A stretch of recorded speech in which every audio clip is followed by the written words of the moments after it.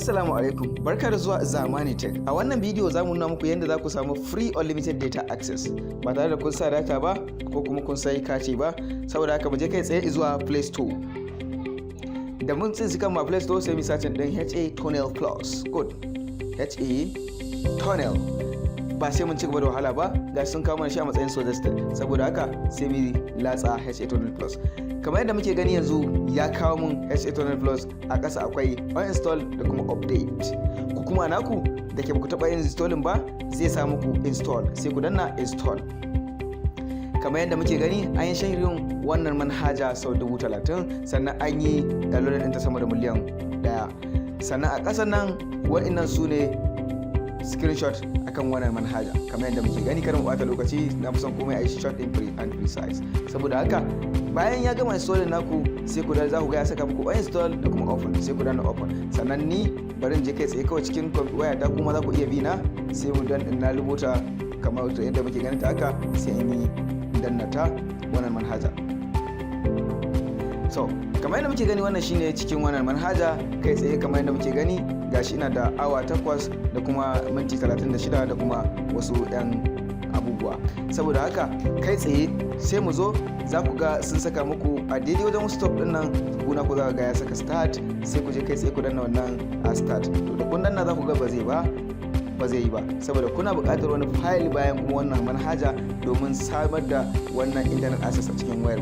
Saboda haka wannan file abin da za a yi, zan muku providing ɗinsa a cikin comment na section, sai ku je ku duba wajen description box, sai ku duba, sai ku yi joinin din a group na WhatsApp.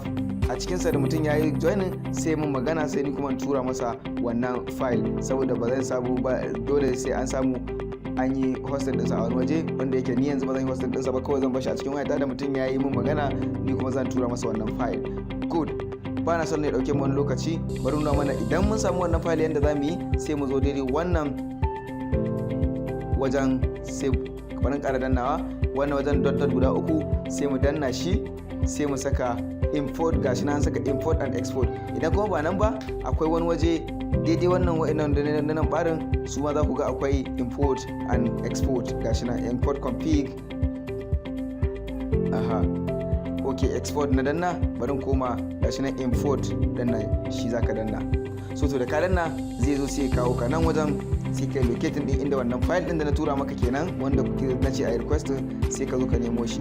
Ni da aka turo min a Zanda nake, saboda haka zan danna Zanda domin yi locating din wannan file din. Gashi na others, saboda haka wannan gashi na Airtel Unlimited.hat shine file na shi wannan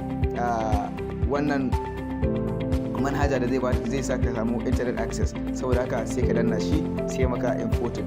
Da zarar ka danna shi zai tambaye ka password, saboda shi ma already yana da password ɗinsa, sai tambaye ka. Saboda haka wannan tallace da suke yawan sakowa ta kodayaushe, saboda haka zai kawo ka nan wajen. Da ya kawo ka za ga enter password.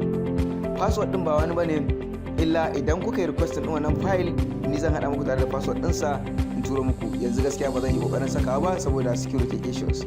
Da dai wani zai ga kawai abin kamar shirme ne in ce ba za a saka password ba, da dai gashi amma ni na san me nake shi sa ba zan saka password ba a yanzu. Saboda haka idan na turo maka, zan turo maka da password ɗinsa, sai ka saka. Da zarar ka saka babu inda zai kai ka sai nan, haka za ka gan shi yanda nawa yake. Sai ka danna a maimakon stop, za ka ga naka start ne, kawai sai ka danna start. Da ka danna start zai fara aiki. To wani hanzari ba gudu ba, wannan time ɗin da kuke gani a nan wajen na ƙasa, dole ya zama dole cewa kun gani yana tafiya, saboda kun san cewa karewa zai. Kuma wannan time ɗin ba a banza yake ba, daga ranar lokacin da ya kare internet ɗinka zai tsaya cak, ba za ka ci gaba da browsing ba.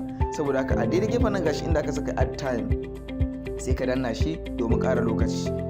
To gashi kuna ganin ni nan wanda ya saka mun watch the whole video to get 1 hour. Gashi nan get 1 hour plus. Saboda haka da ka danna zai sa ka kalli video, da ka kalli video zai ƙara maka awa 1 kyauta. Saboda haka wannan su shine riba su mu kalli video, kuma da haka dai mu ne da godiya. To a daidai nan sama za mu gani gashi nan ya saka mana seconds din suna sauka, 6 seconds remaining, 4 seconds remaining. Da ya gama zai adana mana wannan time din mu, shikenan sai mu fita daga ciki. Yanzu kamar yadda muke gani ya sa mana thank you for supporting us. Sannan bari ku gani 1 hour has been added, waye gashi nan da yanzu sun kara rubuta. Saboda haka inda mu iya fita tun da mun samu abin da muka zo nema, ba sai mu rabu da su. Saboda haka gashi yanzu kuna gani ya zama 9 hours 31 seconds 31 minutes da kuma 56 seconds. Saboda haka to kamar yadda muke gani haka yake. Saboda haka a danna mana ƙararrawa kuma a danna mana subscribe a kuma yi comment.